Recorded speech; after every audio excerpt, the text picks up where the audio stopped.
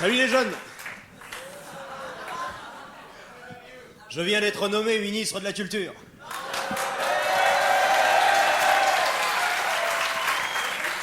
Moi j'aime la culture, Chez moi, la culture, c'est physique. Eh, je voulais l'armée, j'ai eu la culture. La prochaine fois, je demanderai fromage, j'aurai peut-être dessert. Eh, c'est con parce que j'avais une idée super de réforme de l'armée. Une nouvelle façon de marcher au pas. À droite, droite. À gauche, droite. Eh, de toute façon, je voulais l'armée, j'ai eu la culture. Je m'en fous, parce que pour moi, l'armée et la culture, c'est pareil. C'est pareil, c'est la même chose. Et je vais vous le prouver. Je vais vous le prouver grâce à une image. L'armée, c'est le pain, et la culture, c'est la confiture.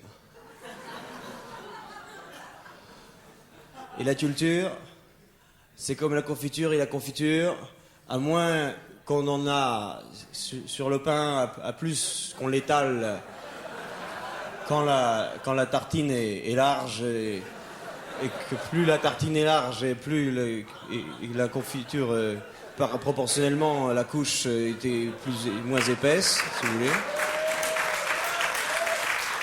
Attendez, c'est pas fini. Et tu as la confiture. Et donc, moyen de confiture sur le pain, c'est sucré, il y a moins de sucre, alors donc moins on grossit, et alors à moins qu'on grossit, à plus qu'on est combatif.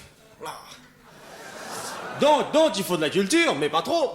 Pas trop, sinon on n'a plus de couilles au cul, et puis un militaire sans couilles au cul, c'est comme un Kremlin sans bicêtre. Et le premier problème qui s'est posé à moi quand j'ai arrivé au ministère des Affaires culturelles, c'est les colonnes de burin.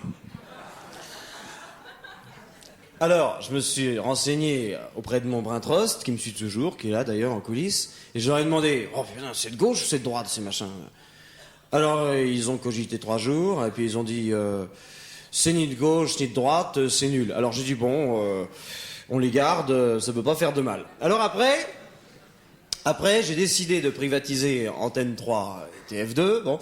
Alors tout le monde, ouah! Et après, rien que pour faire chier, j'ai changé d'avis. J'ai décidé de privatiser l'autre, que je me rappelle même plus du nom. C'est quoi déjà, l'autre, FR1? FR1? Je sais plus, on s'en fout de toute façon. Alors bon. Il y a mes tracteurs, ils disent... Hein? Comment? Ah oui, détracteurs, il y en a plusieurs. Et ils disent, ouais, il a été nommé ministre de la Culture, alors qu'il a rien lu. Je réponds, et alors? Et comme je dis toujours dans ces cas-là, le ministre des PTT, c'est rigolo, le ministre des PTT, vous allez vous fendre la gueule. Je dis toujours, le ministre des PTT, avant d'être nommé, il n'a pas non plus passé sa vie à lire le courrier. Là, dans les dents, les tracteurs. Alors, attends, il y en a d'autres qui disent, je le préférais quand il faisait du cinéma, il avait meilleure mine. Je réponds, c'est pas moi, c'est mon frère qui fait du cinéma au théâtre. Là, rebelote les tracteurs.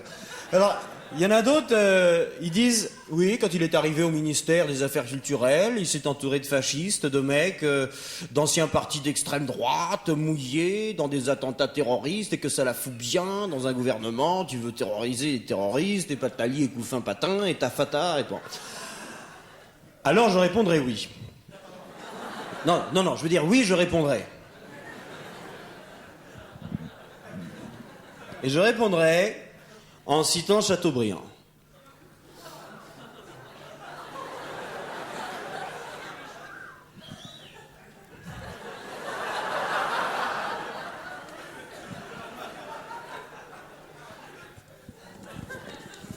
En citant Chateaubriand, dans son œuvre costume,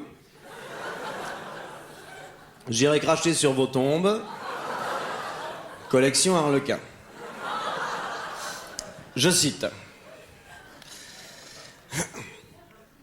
Commandant donc, ça, vous ici, si je m'attendais à ça. Vous avez apporté des fleurs, vous n'auriez pas dû. Je ne sais pas où je vais les mettre, vous n'êtes pas raisonnable.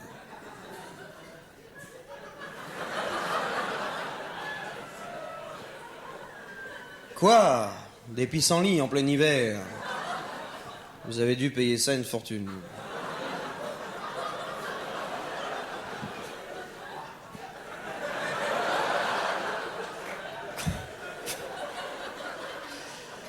Lorsque mon mari va voir ça, il va être furieux. Vous savez qu'on est vendredi, et le vendredi, il rentre du bureau plutôt que d'habitude.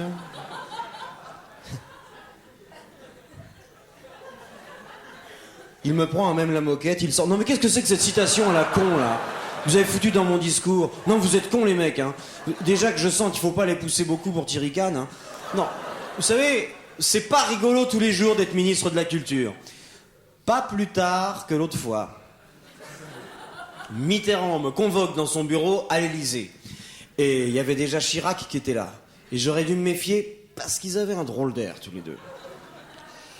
Alors, Mitterrand était derrière son bureau, Chirac était debout derrière une chaise. J'entre, Chirac me dit « Asseyez-vous là, cher ami !» Alors moi, je m'approche, je m'assois. Au dernier moment, il retire la chaise. Je suis tombé le cul par terre. Alors ils se sont mis à rire tous les deux. Mais à rire, ils s'épongeaient les Kleenex avec les yeux. Quand je me suis relevé, Mitterrand m'a dit « Vous pouvez disposer, Léotard, ce sera tout pour aujourd'hui. » Non, ils sont vaches. Hier, au Conseil des ministres, Balladur me dit « Léotard !» Je dis « Présent. » « Léotard, il faudrait que ce soir, vous allassiez... » Parce qu'il parle comme ça, Balladur, hein. Tu causes avec, il faut un dico, bon. Alors, il me dit « Il faudrait que vous allassiez au casino de Deauville. Ce soir, il y a une grande soirée de gala, avec Steph de Monac, Dave... Mourouzi, Simple-Minde, Helmut Kohl et Jacques Chazot. Toute l'intelligentsia européenne, donc. C'est à 22h. Moi, j'arrive avec ma suite à 22h devant le casino de Deauville. J'arrive, le parking désert. Tous les caddies empilés.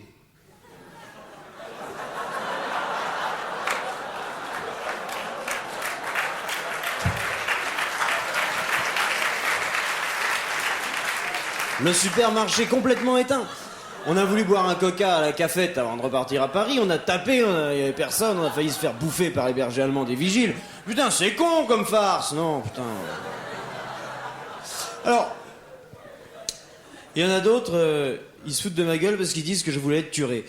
Alors ça, je veux pas qu'on touche à ça parce que c'est la vie privée. Et comme je dis toujours, la vie privée, c'est intime.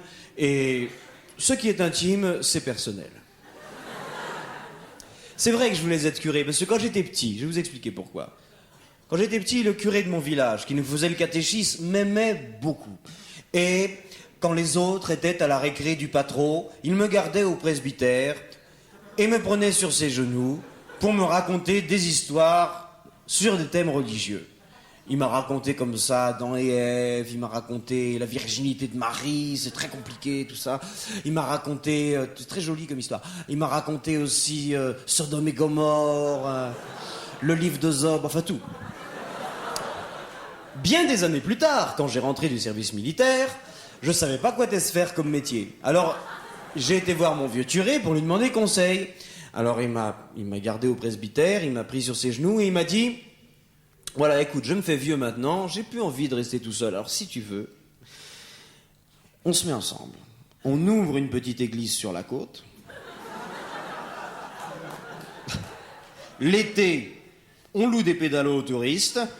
Et à nous la belle vie. Cette idée m'enthousiasma sur le champ et je décidai de rentrer aussi sec dans les ordres. Mais j'ai eu des voix. J'ai eu des voix un jour que j'étais en prière dans la chapelle et je me revois encore. Il y avait un rayon de soleil qui filtrait à travers un vitrau bleu et qui me nimbait. J'étais complètement nimbé, j'étais là, bon.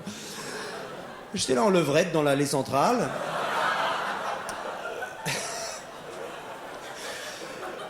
Quand des voix m'ont dit « Fais de la politique, t'auras l'air d'un coureur. » Alors... J'ai fait de la politique, mais je regrette parce que pour vous dire à quel point j'avais une vocation sincère et authentique et que ça vaut pas le coup de ricaner, c'est que j'avais déjà acheté les pédalos. Je les ai encore, ils sont dans mon garage, ça prend de la place ces conneries-là, hein, je sais pas quoi en foutre. Enfin si, je sais quoi en foutre. Je vais les fourguer à l'abbé Pierre, j'ai une idée d'enfer. On va faire une opération, on va convoquer toute la presse, un pauvre, un pédalo. J'appellerai ça les pédalos du cœur. Bonjour le plan populaire, après pour les élections, je te raconte pas les voix, bonjour le plan, bonjour, tu crois pas, je tombe, tu meurs. Bon allez, faut que j'y aille, c'est pas que je m'ennuie les jeunes, mais faut que je vous quitte là, parce que ce soir, figurez-vous que j'ai une grande réception au ministère des Affaires culturelles, une grande réception qui va bouleverser le paysage audiovisuel français. Ce soir, je dois décorer Hersant de la médaille de la Résistance. Allez, salut les jeunes!